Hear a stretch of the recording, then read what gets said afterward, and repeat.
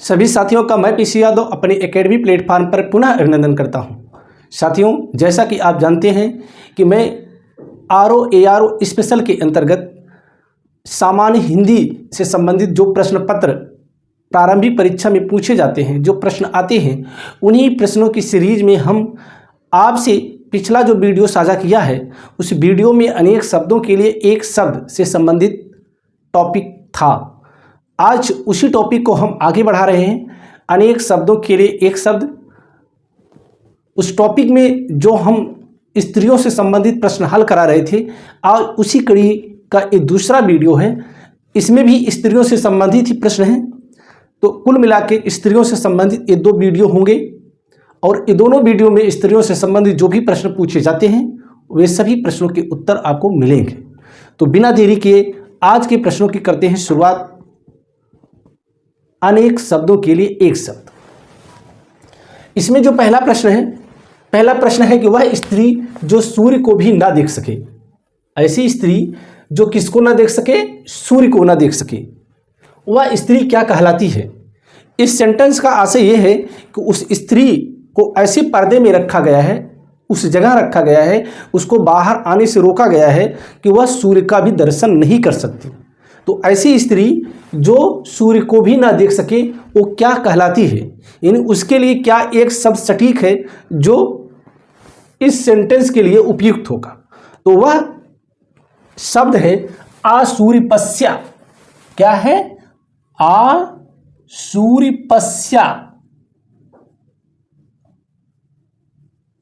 आसूर्यपस्या यानी ऐसी स्त्री जो सूर्य को भी ना देख सके, वो कहलाती है आसूर्यपस्या। अब देखते हैं नंबर 2। जिस स्त्री के एक ही संतान होकर फिर कोई संतान ना हुई हो। यानी ऐसी स्त्री जिसके एक संतान तो हो गई, फिर उसके बाद कोई संतान नहीं हुई, तो ऐसी स्त्री क्या कहलाएगी? उसके लिए क्या एक शब्द होगा?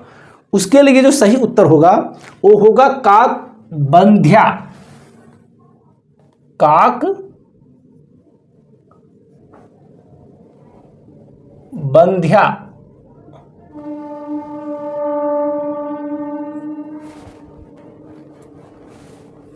जिस स्त्री के एक ही संतान होकर फिर कोई संतान ना हुई हो, उसके लिए एक शब्द है काकबंध्या। काकबंध्या। नंबर 3, यहां हम क्रम डालते चल रहे हैं। 1 2 3। तो पर पुरुष से प्रेम करने वाली, यानी ऐसी स्त्री जो पर पुरुष से यानी दूसरे पुरुष से प्रेम करती है, तो वो क्या कहलाती है? उसके लिए क्या एक शब्द है? उसके लिए एक शब्द है परकीया। परकीया यानी ऐसी स्त्री जो पर पुरुष से प्रेम करे, तो वो कहलाएगी परकीया। ये रहा नंबर 3। अब देखते हैं नंबर 4। नंबर 4 है जो स्त्री प्रिय बोलती हो। ऐसी स्त्री, जैसा कि आप जानते हैं, कोई कर्कश आवाज में बोलती है तो कोई प्रिय बोलती है। तो यहां उस स्त्री के बारे में बताया जा रहा है कि जो स्त्री प्रिय बोलती हो, उसके लिए एक शब्द क्या होगा? उसके लिए एक शब्द होगा प्रियांबदा। क्या होगा? प्रियांबदा। प्रियांबदा यानी एक शब्द इसके लिए होगा क्या? प्रियांबदा। जो स्त्री प्रिय बोलती हो वो कहलाती है प्रियांबदा। नंबर 5 देखते हैं। वह स्त्री जिसे पति ने त्याग दिया है। ऐसी स्त्री जिसको उसके पति ने त्याग दिया है, वह स्त्री क्या कहलाती है? वह स्त्री क्या कहलाएगी जिसको उसके पति ने त्याग दिया है? सोचिए, उसका सही उत्तर होगा परित्यक्ता।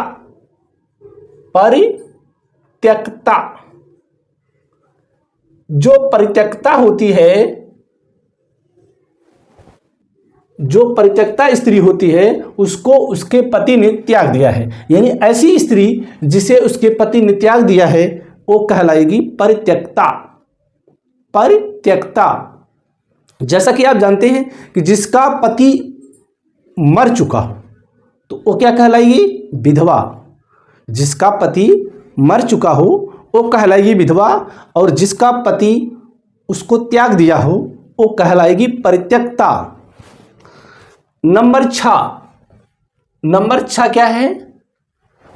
जिस स्त्री का भाग्य अच्छा हो, यानी ऐसी स्त्री जिसका भाग्य अच्छा हो, यानी अच्छे किस्मत वाली हो, अच्छे भाग्य वाली हो, तो वह स्त्री क्या कहलाएगी? वह स्त्री कहलाएगी शुभगा। क्या कहलाएगी? शुभगा। ऐसी स्त्री जिसका भाग्य अच्छा हो वो कहलाएगी शुभगा। अब देखते हैं नंबर 7। जिस स्त्री के पुत्र पति ना हो, यानी ऐसी स्त्री जिसके न तो पुत्र हो न तो पति हो, वो क्या कहलाएगी? उसके लिए सटीक शब्द क्या होगा? उसके लिए सटीक शब्द होगा अवीरा। अवीरा, यानी ऐसी स्त्री जिसके न तो पुत्र है न तो पति है, वह स्त्री कहलाएगी अवीरा। अब आपके दिमाग में यह भी चल रहा होगा कि आखिर जिसके पति और पुत्र दोनों हों वो क्या कहलाएगी? ऐसी स्त्री जिसके पुत्र भी हो पति भी हो वो क्या कहलाएगी? इसका सही उत्तर क्या होगा? नंबर 8 देखते हैं। जिस स्त्री के पुत्र पति हों, यहां आपने देखा कि ऊपर की जो लाइन थी, जिस स्त्री के पुत्र पति ना हो वो कहलाती है अवीरा, और जिस स्त्री के पुत्र पति हों तो वो क्या कहलाएगी? वो कहलाएगी पुरंदरी। क्या कहलाएगी? पुरंदरी। यानी ऐसी स्त्री जिसके पति भी हो और पुत्र भी हो वो कहलाएगी पुरंदरी, और जिसके पति और पुत्र ना हो वो कहलाएगी अवीरा। ध्यान देंगे दोनों में अंतर, यानी जिसके पुत्र और पति होंगे वो कहलाएगी पुरंदरी, और जिसके पुत्र और पति ना हो वो कहलाएगी अवीरा। अब देखते हैं नंबर 9। बहुत दिन पहले ब्याही स्त्री, यानी ऐसी स्त्री जिसका विवाह बहुत पहले हो चुका हो वो क्या कहलाएगी? अभी पिछले वीडियो में मैंने चर्चा किया था कि जिसका अभी अभी विवाह हुआ हो वो क्या कहलाएगी? वो कहलाएगी नवोढ़ा। लेकिन यहाँ प्रश्न ये है कि बहुत दिन पहले ब्याही स्त्री क्या कहलाएगी? यानी ऐसी स्त्री जिसका विवाह बहुत पहले हो चुका है वो क्या कहलाएगी? वो कहलाएगी प्रौढ़ा। क्या कहलाएगी? प्रौढ़ा।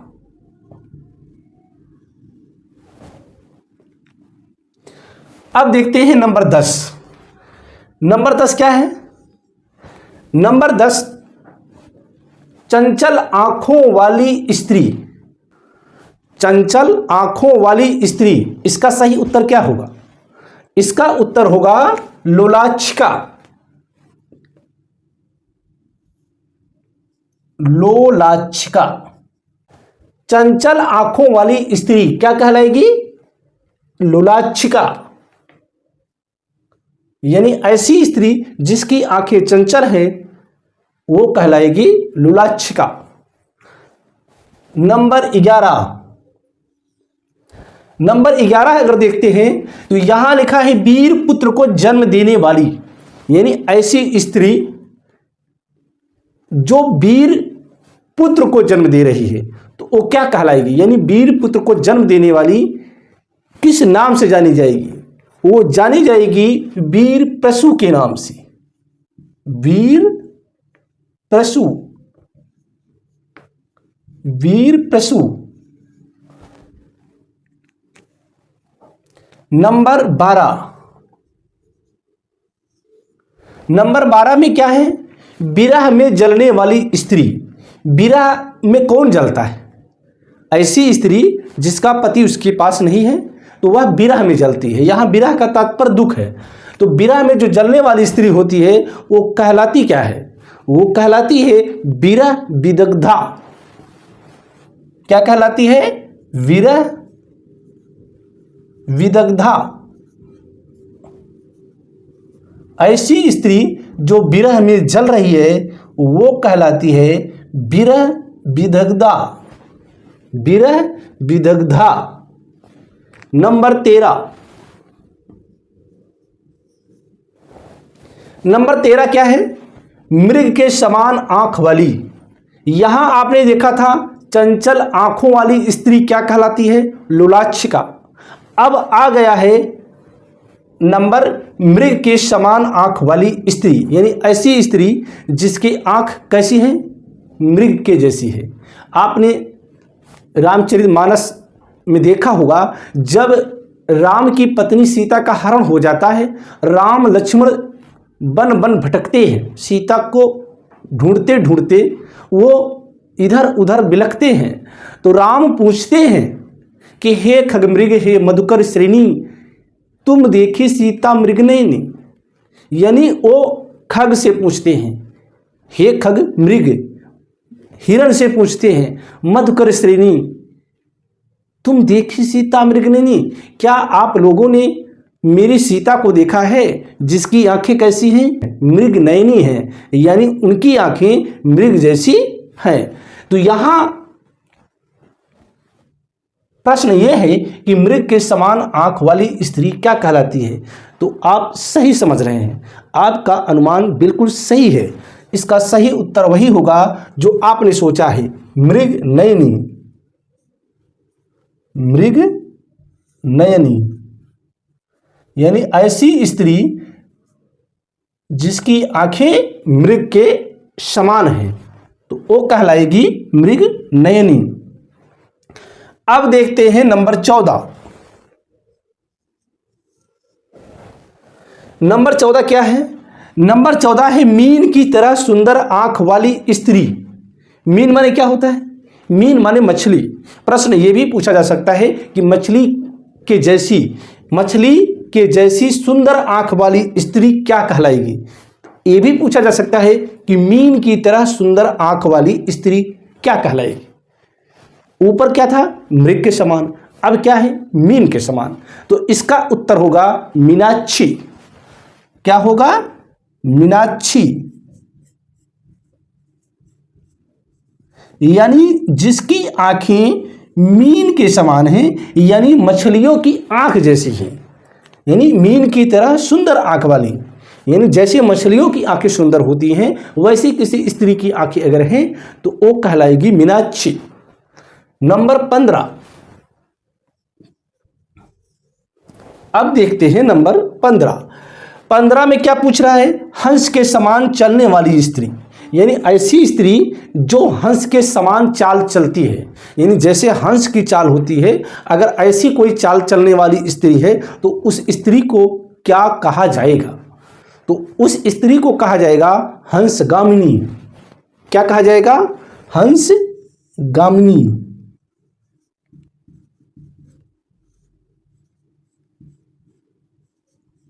हंसगामिनी यानी ऐसी स्त्री जिसकी चाल कैसे है? हंस के समान है। हंस के समान चाल चलने वाली स्त्री कहलाएगी हंसगामिनी। नंबर 16। नंबर 16 क्या है? हाथी के समान मंद गति से चलने वाली स्त्री। यानी ऐसी स्त्री जिसकी चाल हाथी के जैसी है। जैसे हाथी बड़ी मंद गति से चाल चलती है, यानी हाथी जब चलती है तो बहुत तेजी से नहीं चलती, उसकी चाल कैसी है? मंद गति से। यानी हाथी के समान मंद गति से चाल चलने वाली, मंद गति से चलने वाली स्त्री क्या कहलाएगी? वो कहलाएगी, सही पकड़े, गजगामिनी।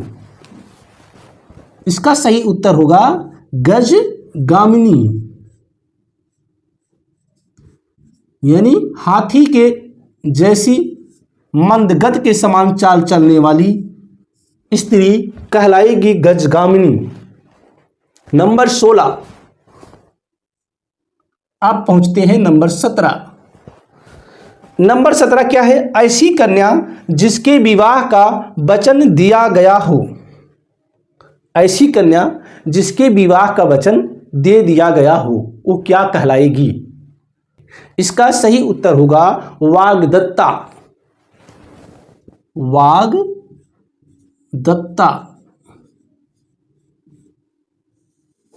वाग्दत्ता।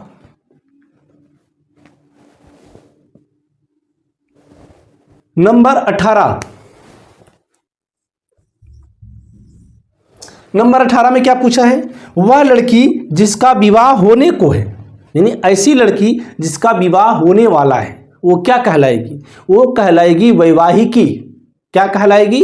वैवाहिकी।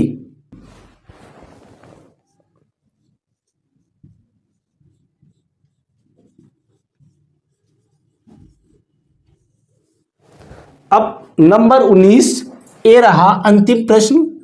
इसका उत्तर क्या होगा? वह स्त्री जो कविता रचती हो, यानी ऐसी स्त्री जो कविता रचती हो, कविता की रचना करती हो, वो क्या कहलाएगी? वह स्त्री जो कविता रचती है वो कहलाएगी कवयित्री। यहाँ आपको ये बता दी, ये जो कवयित्री शब्द है ये वर्तनी की दृष्टि से भी प्रश्न बनता है। जैसे जो पुरुष होता है वो कहलाता है कवि, और स्त्री जब है कविता की रचना करती है तो वो कहलाएगी कवियत्री। अमूमन होता है हम कवि से कवयित्री बना देते हैं, यानी जब स्त्री में लिखते हैं, स्त्रीवाची में लिखते हैं तो इसको हम ऐसे लिख देते हैं कवयित्री। ये गलत है। इसका सही उत्तर होगा कवयित्री। ये सही उत्तर है, यानी वर्तनी की दृष्टि से ये सही है। जो वर्तनी की दृष्टि से संबंधित हम आपको वीडियो साझा करेंगे तो उसमें बताएंगे कहाँ कहाँ से हम मिस्टेक करते हैं, गलतियाँ करते हैं। तो कवयित्री कौन होती है? वह स्त्री जो कविता रचती हो। तो इस प्रकार आपने देखा स्त्रियों से संबंधित आज हमने 19 प्रश्नों को हल किया। ये 19 प्रश्न और इसके पहले का जो वीडियो था दोनों को मिला देंगे तो हो जाएगा लगभग 29-30 प्रश्न। जो स्त्रियों से संबंधित प्रश्न पूछे जाते हैं आपको इन्हीं में से पूछे जाएंगे। अगर आप इन दोनों वीडियो को देख लेंगे और थोड़ा रिवीजन कर लेंगे तो स्त्रियों से संबंधित जो भी प्रश्न आते हैं वो स्किप नहीं होंगे और कहीं से भी गलत नहीं होंगे। तो आज का वीडियो यहीं पर समाप्त करते हैं। अगर ऐसी ही वीडियो आप चाहते हैं कि हम सामान्य हिंदी से संबंधित ऐसी ही वीडियो आपके साथ और साझा करें तो प्लीज़ चैनल को सब्सक्राइब करें, लाइक करें और अपने दोस्तों के बीच में शेयर करें। जय हिंद।